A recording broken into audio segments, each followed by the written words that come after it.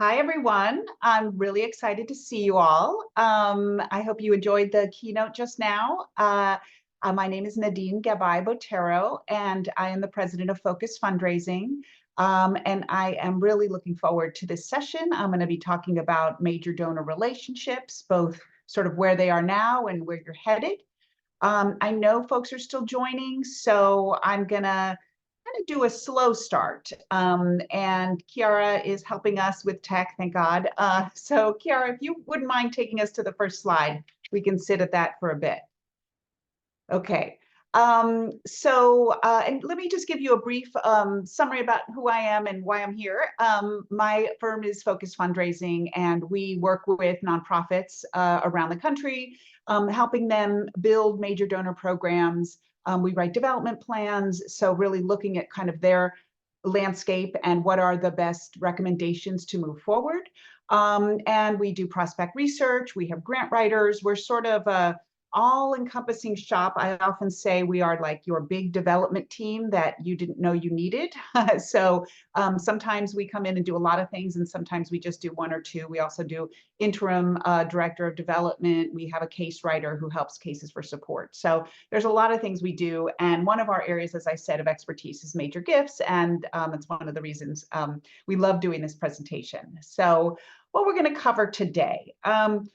Really, we're talking first about why have a major donor strategy. And so taking it to the beginning, and I know all of you are going to be coming from different places. So hopefully you'll figure out sort of where you come in.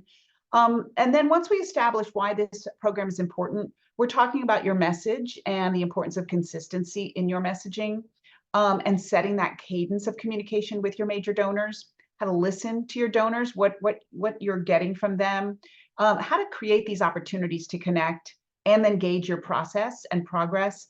And then identifying those new major donor prospects. So even if you have a few that you think are good now, how do you keep that ball rolling?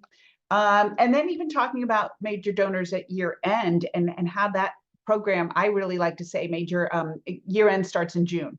So what does that mean? And then we are going to do a quick breakout. That's not in the agenda, but we are doing a quick breakout, like 10 minutes probably, so you all can sort of hear and talk to one another. And I'll be jumping into two and then going, of course, taking some questions. Great. So I like to start with this just as a baseline. It's all about relationships. So and I say this, major donors, I'm for the most part talking about individuals, but this is also foundations and corporations. You can have a corporation give you $5,000 and suddenly they're investing bigger dollars and really kind of going more deep with you into your work. They're a major donor. So, and it's really about those relationships. How do you form them and how do you keep them? And how is that different than sort of what you're doing with your annual fund and your grassroots supporters? Next slide. So let's start with this. Why are you doing this? You've got an individual giving program. You're sending out great emails. You've got a newsletter. You're doing some really great general communication. Why do you need anything else? Your plate is full. Major donors, both individual and institutional, but major donors that are individuals give differently. Oftentimes, if they get to know you and your organization, their gifts are not always going to be restricted. And so suddenly you have funds that are more flexible. These donors can make these bigger gifts more quickly. I heard a lot of organizations when COVID hit, suddenly they had these conversations with donors and they're like, wow, I see how this is going to impact you. Let me write you a check. It's a different process. And it's important when you talk about funding diversification to know that you've got different kinds of funders that are able to invest with you in different ways. But know that they're not a monolithic group. And oftentimes, you talk about corporations. What are corporations looking for? What are foundations looking for? With individuals, yes, they like to get involved. They like to understand. And it is about the relationship, whether you're the executive director, whether you're a director of development or play a different role. Getting to know them, having regular communication is really key because they have to understand where you are and what you are doing. And you have to be listening to where what you're doing connects with them. And we'll talk about that. We're going to talk a little bit also about moves management and cultivation, also called the cultivation matrix. I'm going to go ahead and define it now, but you'll see an example, and there is an example that I'll share. Essentially, moves management, for those of you newer to fundraising, is the process by which you are monitoring, engaging the steps one after the other, and planning for them with a donor. So moves management is simply saying, I'm going to do this, and then I'm going to do this, and then I'm here. And I think at this point, in about 3 touch points is likely when I'm going to make an ask, and actually planning that. A lot of organizations I see are just sort of winging it. And they say, well, I got to get an ask into them sometime before the end of the year. But if they haven't thought through the process, it's going to make it very hard. And sometimes you're sort of backed into a corner, and then you make an ask sort of knee jerk because you need to do it, but it's not the right time. So it's really important to be really methodical about this process. All right, next slide. So as you're developing your strategy, this is the major donor strategy. One of it is the longer term goals for your organization. And I say this may feel very like 30,000 foot, but you've got to think about where your organization is going, because that's part of what you're sharing with these major donors. They not only need to see immediately what do you need, but where are you going in a bigger picture way? And you also want to be thinking about some of your goals. Yes, you're thinking about you're raising a specific amount. Let's say you need to $250,000. You need to raise it, and you have put it in the budget for individuals. So a portion of that is coming from major donors. You've got to be thinking about, well, have I ever gotten a $10,000 or $25,000 gift? Or is this going to be new for me? What seems like that right first amount? And then who am I talking to? Do I have a pool of folks to start with, or do I actually need to create that initial list and then pull them up? I talk about sort of pulling up a lot because I do think that's part of our process. It's rare, not unusual. I have done it. Folks have done it where you get somebody in and they're 25,000 right out the gate, but it's more unusual. Typically, folks give a smaller gift, then they give a little bit more, then they give more regularly. And you've got to be, as the fundraiser, you have to be thinking about and looking at your data and looking at your trends to see who are the folks you need to be having conversations with. Okay, next slide. And by the way, if you have questions, Kiara is monitoring the chat, so she will feel free to put them in there. And if we don't answer right away, we'll try to get it towards the end. But don't lose those questions. I know that's a hard thing to do. Okay, so as you are refining your major donor strategy, some of the things you want to keep in mind. What's going to excite your donors? What is some, if you do research, if you have policy work, what can you talk about that's not just like a recent win? But also, what is a big challenge that you are facing? It's interesting. I have seen that, especially with major donor relationships, but this is really the case with a lot of bigger donors. They don't want everything packaged with a bow on it. They want to understand where your pain points are so that they can be part of the solution. So this sometimes is a hard one to do if you haven't been doing it, but figuring out how are your programs changing and how do you want to talk about that? Storytelling, you hear that a lot when it comes to fundraising, but really keeping some stories in mind that you can share that kind of encapsulates what you're doing and where you're trying to go. How are your needs urgent? I can't stress this enough, but really thinking about what's going to motivate your donor to give sooner. Because just talking about we have this plan in the next 3 years, we want to achieve this, that doesn't say urgency to me. What that says is you have a vision, which is wonderful, but you as the fundraiser need to break that down into what's got to happen in the next 6 months. And what do you need funding for now to make that happen? You as the fundraiser have to kind of cut off those chunks and say, this is what I'm talking to this donor about. Okay, next slide. So I have this here. For those of you who don't know about moves management, I just wanted to, this is adapted from a document that I've used, but it's a really helpful way to be thinking about and looking at moves management. So I know Kiara is going to share it's got a lot of text, but she's going to share this presentation, and feel free to kind of go back to it to really look at what is moves management and how can you use it. In my next slide, you'll see an example, and this is not rocket science. This is a regular spreadsheet, but I have it available to you. But what I like to do when you're thinking about your top prospects, and again, this could be institutional, but I'm kind of gearing this a little to individuals. What's their name? What stage are they at? And you'll see in the document, there's a second tab and it actually defines stages and defines likelihood of gift. You know, if it's stage one, you're typically like ready to ask. The others might be, it takes a little more, et cetera. So their capacity, that might be because you've done research or you've had conversations with folks who know them or you've seen their gifts elsewhere, but that's your sense of like, this is where I think we can go. Okay, the gift sought is maybe a portion of that, you know, a smaller subset of that. And then your most recent gift. The reason why I like to include this is this document is really great to share with folks who are working with you on your fundraising. So whether that's a board member, whether it's a senior staff member or the executive director, if you're a director of development, but you're able to have everything in one place. Your most recent gift secured, the lead staff, so that's who's working on it. If there is a board or a volunteer solicitor working with you, and then the interest of that prospect. So again, this is all known things, and you might have this all in your database. If you can run a report on this from your database, have at it. That's my preference, is always to work organically with your database. Unfortunately, I have worked with enough organizations that I know that's not always the case. So I like to have something that is, how can I put all these elements into one place and I go to it, and on a Monday, you have a reminder every Monday that says, review moves management, you look at this doc, you update it, and from this, you create some to-dos for the week that help you get there. So your actions end up being, and you can do this sort of when you start this document, what are some things that are known?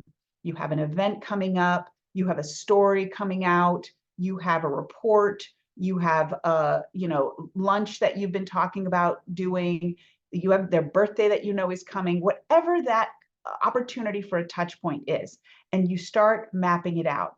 And why I like this is it says to you, again, it's not all about the end of year, but we know that's a big part of fundraising. If you're trying to get an ask at a certain point in the year, how do you work backwards from that and make sure that you're on track? You don't want to, if you just had a very generous donation from a donor in December of last year, this is the best time for you to be doing some of your stewardship and your engagement and really sharing what's important, so that when you get to that point next November, you've been engaged with them and it'll feel very natural to go to them and say, you know what, we've been talking so much about this new program. I'd like to ask for your investment. Would you consider a gift of $25,000 for the coming year for this work, et cetera? So again, this is a tool, and feel free to adapt it. You will get a copy of this as part of this session, but this is just something that I like to share. Kiara, next slide. Okay, so once you have your list, these are the folks I'm keeping my eye on. And by the way, I didn't mention this, but that list is ever changing, okay? You might learn something that says to you, you know what? I thought John was gonna be a good prospect this coming year. I have heard things, they've got an illness in the family. They are so focused. I know this is not gonna be our year. You're going to pull them off the list for now, and maybe you have a new tab that says hold or what have you, and you might put some new folks on there. I like that list to be ever changing and evergreen. Okay, so when you're defining your message, as you're talking to your major donor prospects, you want us to be talking about similar things over and over again. I don't know if you all have heard of the seven times rule. This is, you want to mention something 7 times before it really gets absorbed. If you are seeing, you guys are sending out emails and messages in your newsletter over and over and over, and you feel like it's repetitious, it is, but it's for a reason. But you also want to talk about those details of what you're doing, because it helps build the confidence. So if you've been able to talk about some of these wins and some of these things, but also the challenges, as I said, they kind of start to see, wow, they talked about this program, they're doing the program, they've had some really exciting outcomes. And then when you ask them for support 5-7 months later, it all kind of makes sense, and it's all kind of part of the same continuum. And this number 4 is important, because staying positive, again, you're not Pollyanna, you're not living in the clouds just saying everything's great, but there is something, I do feel like fundraisers are often inherently optimistic. We have to be because there's such a big road that we're always walking on, but you have to temper that with reality, but always be talking about how, this is doable, this is achievable, and talk about how it's important to have so much support in order to get it done. Okay, next slide. Great. So for those of you who maybe are just embarking on this or want to take your major gift program to another level, think about this cadence. While I like there to be regular communication, you need to build up slowly. So if right now you've been reaching out and having one conversation with a donor once a year, aside from when you ask them, don't go from that to once a month, because they'll be like, what is happening? This is crazy. So you need to kind of be thinking about how you're going to do that.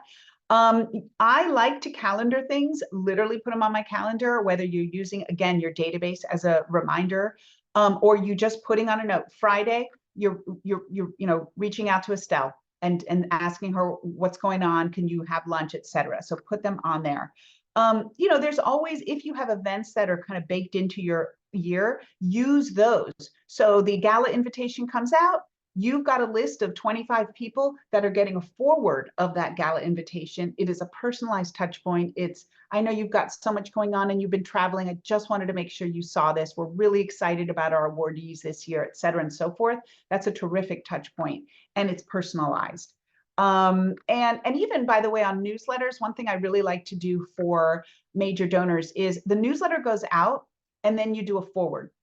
I know that you can automate a forward with, 100 people get this and it looks like it's been forwarded, and that's fine, but you probably will have 25 or 30 people that you want to forward personally. And you want to be able to say, hey, I wanted to make sure you saw the third article here because it talks about the project that you've helped support. And know that when I'm talking about some of these, they're not meant to be solicitations, and that is on purpose. You really want to bake in this time that you're just, again, it's about relationships, and we can all think of friendships we have. And there's times during you're just reaching out. You're saying, hey, how are you doing? What's going on? Let's have lunch. Let's do a half an hour catch up. That's the same kind of thing you want to really be thinking about. Okay, next slide. Great. I just wanted to pop this in here. We all on this call have experience as a fundraiser, but I actually tweaked the donor cycle a few years ago and created my own that has these much larger cultivation and stewardship timeframes, because to me, this is really what we're talking about. You're identifying donors. That's how you're starting your list. You're qualifying them. You're either doing some research, you're asking your board, you're asking other members either of the staff or folks, volunteers that might work with you. And you're saying, does this person, it seems to me that'd be a great fit. Once you've qualified them, you spend some time cultivating, and you spend kind of a lot of time. You're inviting them to things, you're sharing information. And when the time comes, then you're soliciting them, whether that's in person, whether that's in writing with a follow-up call. And then you're spending a lot of time stewarding, a lot of time telling them what they help support, et cetera, and so forth. And then you'll, continue that again. So I just wanted to share this really for that. So when it comes to your donors, as much as you can, and this is a little bit fundraising 101, but I think it's really important to underscore listening to them and really thinking when you're having a conversation. This is both what are they interested in, and so sometimes you'll be talking about a few programs, and one of them they ask a lot of questions about. That's the one that really probably you want to kind of follow up with, even about their outreach. How do they like to hear from you? How do they like to be involved? You're asking these kinds of questions will make them feel heard and seen by you, and so that you're not just another person that you're sort of churning through. You really want to be noting these responses in your database so that other folks that come behind you or are with you understand that this is what this person's really interested in this program, and they want to hear from you this cadence. Okay, next slide. So here's just some suggestions on outreach. So whether it's having some templates for personalized outreach. So let's say you've reached out to somebody and it's gone really well. Take that email, use it again, tweak it a little bit. I like these call sandwiches, which are something that it's really, you make and send an email. and you say, hey, I'm going to follow up with you next week. I'd love to have a time to talk. And then you call, you may not get them. And then you say, you leave them a message, and then you might send an email later. And so this is just a way to kind of up the ante a little bit if it's somebody you're really trying to get in touch with. But you have to understand, sometimes you'll do a lot of outreach to somebody who seems like a perfect fit for you, and they don't respond. And that in and of itself is them communicating with you, okay? And so I want you to be listening for that. That might mean, you know what, for right now, this person either doesn't have the time or isn't interested, etc. So you have to kind of take that in. And this is also why it's important to have this list of a lot of different uh, prospects from your mid-levels and say, okay, maybe they're going to be somebody who wants to hear more, etc. Okay. And then, you know, help engage the CEO or the executive director with you if you want their help, whether it's the CEO knows them and they're going to say, hey, I'd love to connect with you, but I also want to bring in my development director who had some questions, and can we all get on a call? So pull in folks that you can if that's helpful. So I really like to combine both the in-person and virtual. Obviously, it depends. Are you a national organization and your folks are not nearby? However, if they are, if they aren't, and you have certain trips planned, try to see where you have a critical mass of donors. House parties are wonderful. Incorporate them if you can, 1 or 2 every year, just as a way to get people together. And also it's a way to just reach out and say, hey, I'd love to invite you to this. They may not come, but having this event enables you to do an outreach. These unique experiences are really helpful. We're in DC, so an embassy invite, if you have a contact with an embassy, where's someplace that this donor can't get to otherwise if you're not inviting them to that? Try to figure out what's going to be that special thing. I love to do virtual roundtables. It is on Zoom or another platform, but it's maybe it's 10 people, and you invite the executive director and maybe a program person or somebody who's doing the services directly, and you're saying, talk about what's going on, and you're hearing firsthand and asking questions. So I have a client, they started doing these, but they're broader. And I call these shareholder meetings. They might be a CEO update. I have a client they do these things called justice talks. They're a social justice organization, and they do them like 3 times a year. And it's usually a panel. And I mean, they've had 1,000 people sign up, and then, maybe 150 come. But it's a way to open your doors, and it's a way to do it without a big cost, without a big lift. And you could say to a major donor, you could say, hey, we just had this. I'm sorry you weren't able to come. I'd love to send you a recording. I'd love to, do whatever. So you, as the fundraiser, needs to come up with these ideas to build off of and to be able to invite folks to. Okay, next slide. So it's really important to pause as you're going through your year and say, how am I doing? And I like to, this is maybe if we're thinking of the calendar year, you'd probably do it in like May, and then again in September, October, before the year end really gets going. How have you done? So again, you're back to your moves management sheet. How did you do these touches? Are you missing one after another and it's just too much? Okay, maybe we need to scale it back. Maybe you need fewer major donor prospects here. Are you running through it and you actually need more names? All right, you got to look at your pipeline. Who's been giving? Who's given twice? Who might you want to start engaging in more real way? And even, thinking about the moves management plan, is that tool helpful? I'm not saying you have to use it. You have to do something.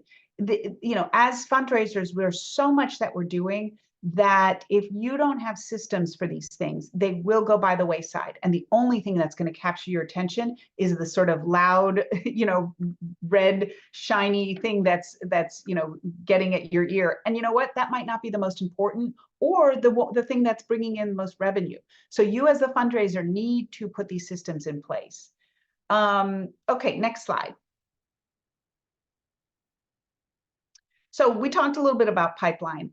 I like to look at mid-level, and I am not putting numbers here for the most part, although I'll talk about this $100 plus number. Every organization has a different level of what is a major gift.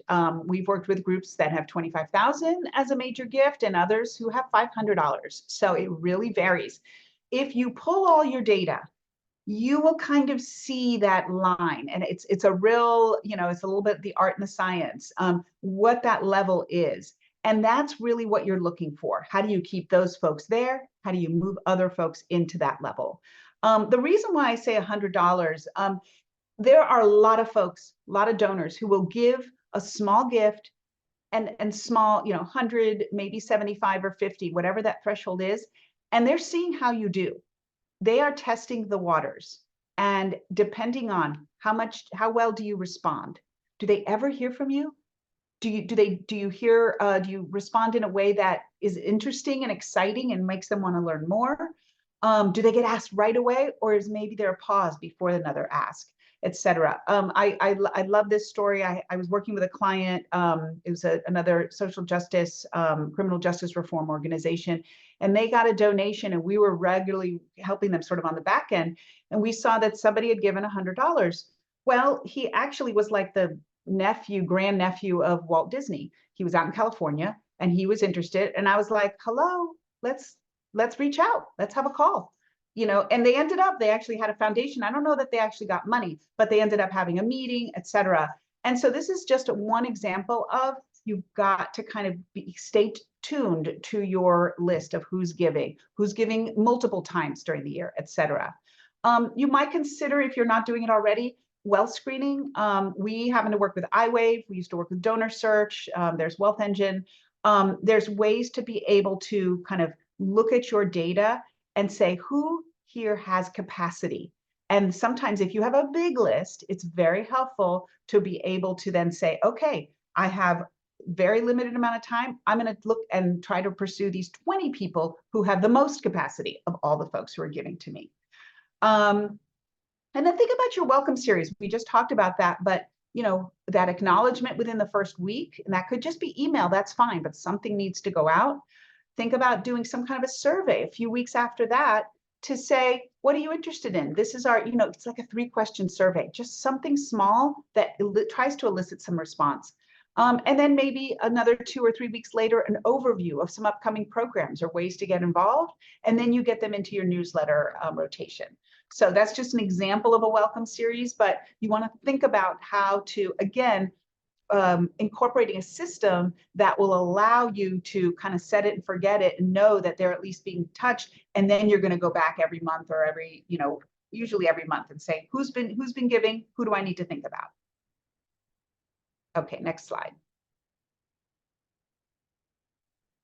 So in addition to what we just talked about, you want to be looking at, and for those of you really new to fundraising, your LIBUNT and SIBUNT lists. That's the last year, but unfortunately not this year. So that's your LIBUNTs, and some year, but unfortunately not this year. These usually these reports are canned reports in your database, or you can do it if you're really new and just having donor names on an Excel sheet. You really want to say, okay, here we are in April. So if you go back to April of 2023, who has not given from the year prior to that? Who did you not get a recurring gift or renewed gift from? That's somebody that kind of is getting lost in the ether. The most likely folks who are going to keep giving to you are those who give at least 2 times. There's a huge, I want to say it's like 60% drop off of donors give and then they don't give again.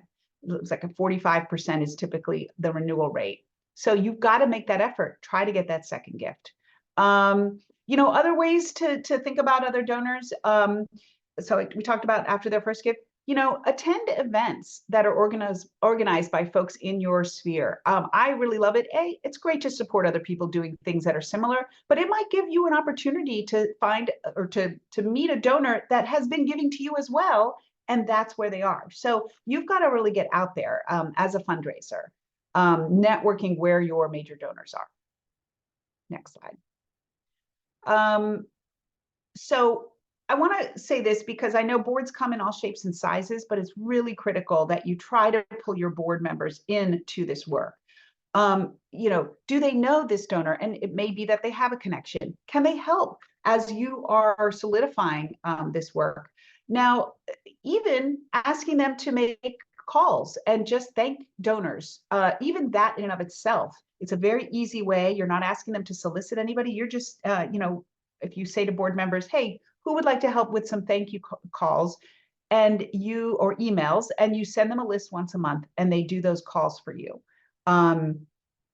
You want to be specific on what you want help with, and it may be more work than it's worth to make calls, but you might say, hey, we have a midsummer appeal coming up. Can you grab a Post-it and literally write a note to, I'm going to send you a list of 10 people, write a note on there, and then grab those Post-its, pop them in the mail to me. You get the Post-its, you pop them on, and in addition to your personalized note, you also have one from a board member. So that's just kind of like an easy way. I'm trying to make this as sort of seamless as possible to get boards to be able to help you. And then obviously going back to those board members from periodically and saying, how's that going for you? Is that helping? Do you feel more connected to our donors? I've actually heard from a few that really appreciate your calls. So, if we go back to the very beginning of this presentation about relationships, this is about your major donor relationships. It's also about your relationship with your board. And by the way, I'm hopeful that some of your board members are also your major donors. But so even asking them to do something to help raise money is a nice way to strengthen your relationship with them. All right, next slide. So year end, I know a lot of people put it on the shelf until say October when they finally write the letter, etc. I really want you all to start thinking about year end now. Think about it in June.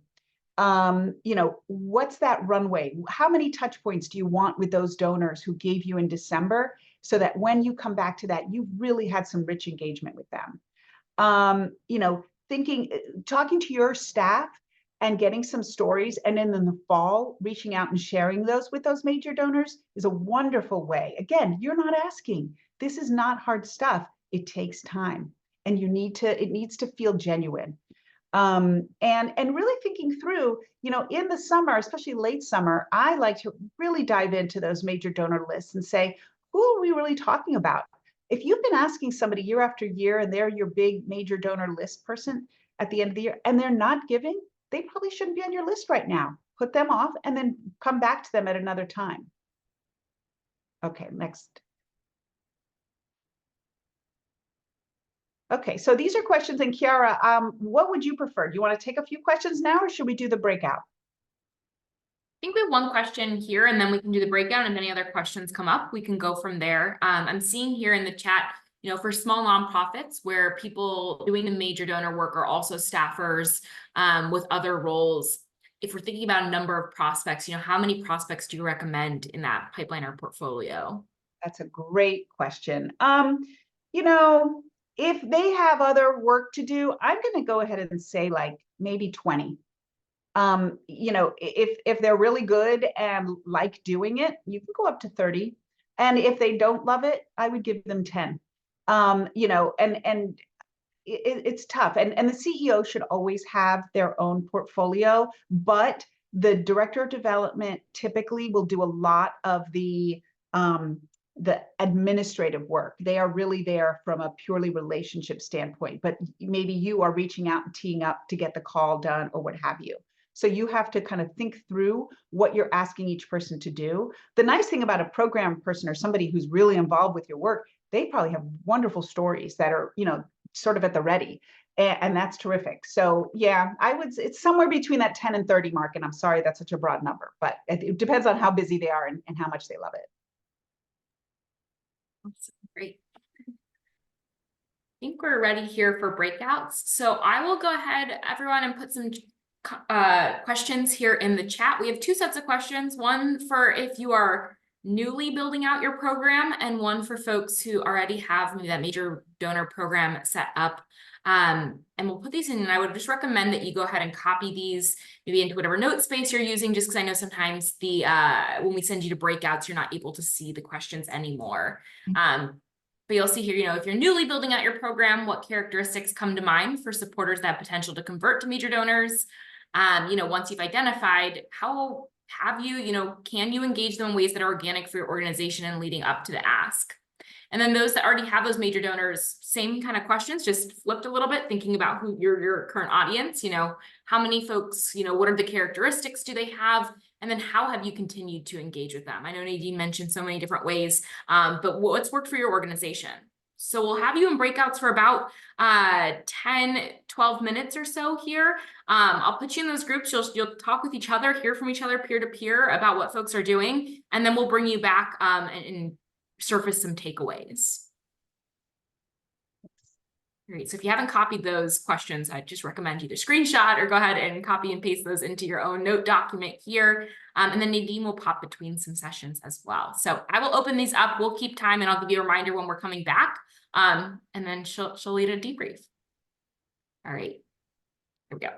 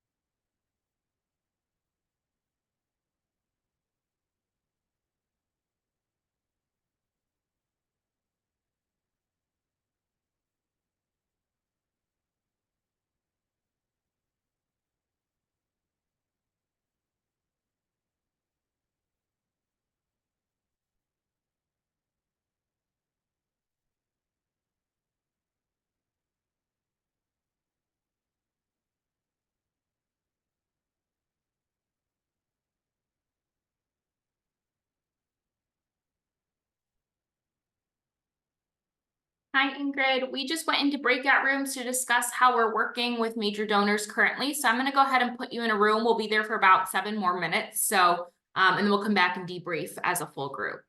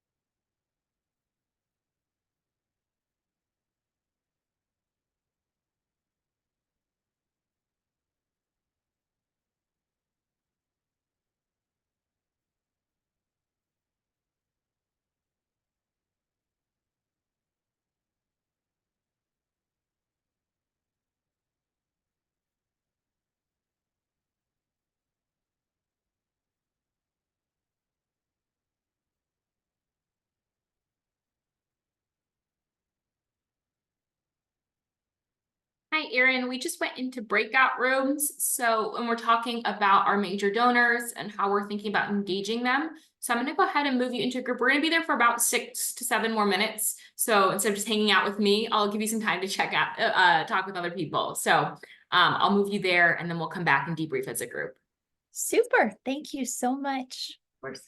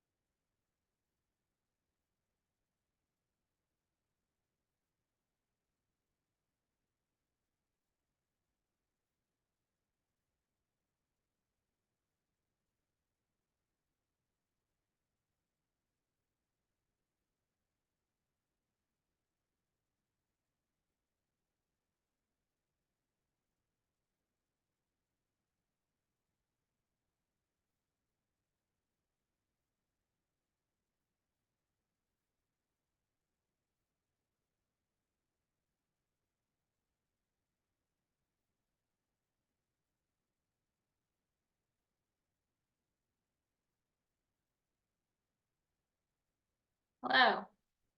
Oh, you're on mute. Yes. I Okay. wasn't sure if you were getting stuck, so I emailed you. I was like, if you can't get out, I can No, help. I can't. I just felt bad because there was only 2 other people. And I looked and I saw that some of them had more, but it's fine. They were interesting, and yeah, so just throw me somewhere else for a couple minutes. Okay, perfect. That sounds good. I will move you right here to this group.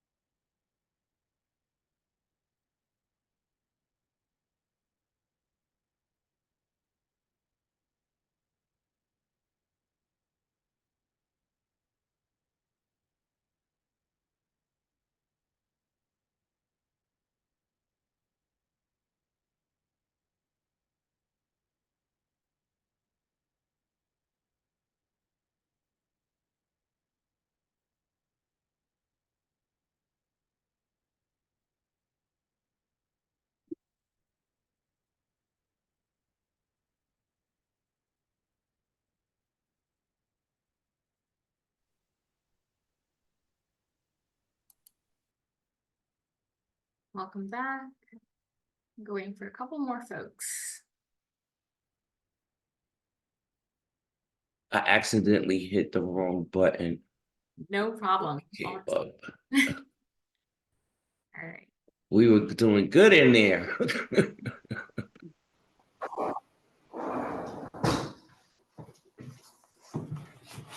All right. I think we have everyone back, Nadine. Great. Hi, everyone. Okay, so I am very happy. I got some interesting conversations. And does anybody want to share some of what they heard or questions that were raised, etc.? I think one of the things that we heard was, or that I heard was, time. Time is one of the biggest challenges because they don't have the bandwidth to be able to do it all. And Scott, I see you have your hand raised. Hey, thanks. So I was lucky to be paired with Liz Reinhardt here, who runs a similar organization. We both have 4 people and a relatively small budget. Okay. So we had kind of similar, challenges.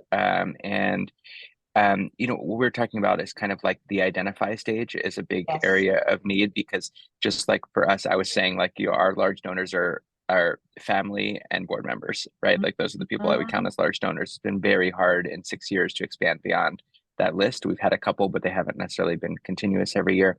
And we were talking about some of the ideas you shared about, but I think like once we identify them, sometimes we're looking at similar organizations and seeing who are the people giving there, but the traditional means of trying to reach out to those people aren't necessarily working. And so like one of the challenges is really that identify stage. Like there's so many great ideas here about cultivating them, but reaching beyond board members, family, friends. Yeah. If you're at this size, to get those new individual people for the first time and figuring out the approach has been really hard. Have you talked to any of those individual or board members and asked if they might sort of co-host an event or a house party, something small, and bring other people? I mean, my sense is you do need to sort of branch out from beyond just the core, right? Yes, absolutely. That's something we've done a couple times. It's like a house party kind of thing, which has brought in people who are giving $1,000, which hopefully you cultivate over time, but not necessarily the kind of more major gifts. And it tends to be, the same board members and same family members and their same 5 friends. So it's still like a reaching out problem. Right. Any other thoughts or comments on your group? Our team, Tessa and Miss Brown was on my team, and we talked about the matrix that you shared, that we all feel that that's going to be a valuable tool. We also spoke about a CRM. We don't have a very robust CRM, but Tessa is using Hilo. I think, Tessa, it's called Hilo.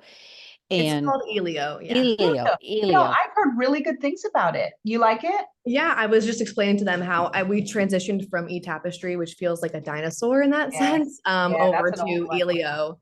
And it's much cheaper for us, and it works with Constant Contact. So our emails look so much nicer now, and it costs us much less. And I really like the visual aspects. It's got a calendar on the main page. It has graphs of how much money you've made in the past 3 years for each month. And I really like the visual aspects, but it's also just record notes. You can even do grant reporting in there, which we haven't moved over yet. But it has so much you can kind of utilize in there that I've really found to be beneficial. Okay, that's great. I'm glad to hear that, because I had a tech consultant that somebody put me in touch with that just works with nonprofit. And I said to her, what are you recommending for small groups? And that's the one she came with. I hadn't even heard of it. Oh. So sorry, how is that spelled? Sure. It's ELEO. Elio. Thank you. Yeah, well, I did some research on CRMs, and they can be pricey. I was looking at Donor Perfect and some others. So it's a challenge, because you really want to be able to keep the data. You want to be able to, especially if you have 20 or 30 or 40 people that you're checking and responding to, that you really want to check. So that sounded like a really good option for us. I have a document I'm more than happy to share, and maybe Kiara, you can send it around. It actually compares, I want to say, either 3 or 4 databases, and it has it's 2 pages. So it's all these different criteria, and Elio is one of them. So I'm happy to send that. Well, what's the better way to do it? Should I find it now and put it in the chat? We can share it afterward in the follow-up. All right, great. So anybody else? We just have a couple more minutes. Oh, Kiara, I was hoping if you can pop up the presentation, the very last slide. If anyone's interested, we do a monthly newsletter that just has tips for fundraising, and I'm more than happy to include you on that. Believe me, we don't do any more than that because I don't have the energy. So anyway, if you want, you can just put your email in the chat, and yeah, there you go. That's my information, my website, and if you want me to include you in their newsletter, I'm more than happy to. Just share your email or let Kiara know.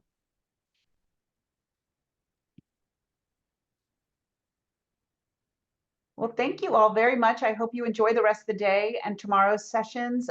This has been wonderful. I really appreciate the questions and the engagement, and look forward to hearing if you want to tell me more about how you're doing. I always love hearing from folks and seeing what's been working.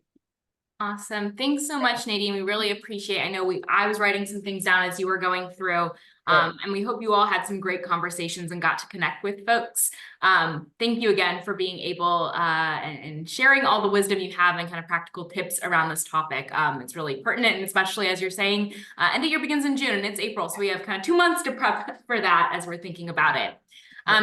Everyone, we're going to take a break now. I know we're at our end of session here. We'll be coming back at 1 p.m. on Matt's Zoom. So you should go back to your schedule. If you're attending our plenary session on the ED burnout survey results, I'm going to go ahead and put the link here in the chat, but we'll close down this Zoom in just a minute. I'll hang on for a minute here just in case you need a second to navigate over. But otherwise, we'll be joining on that one at 1. So go ahead and take a lunch break. Catch up on emails, stretch, or ignore your emails, and we'll catch you at 1 o'clock on the Zoom license, either in your workbook or I just also put it here in the chat. Great. Thank you. Thanks, everyone. Thanks. Thanks, Nadine, for that. That was great.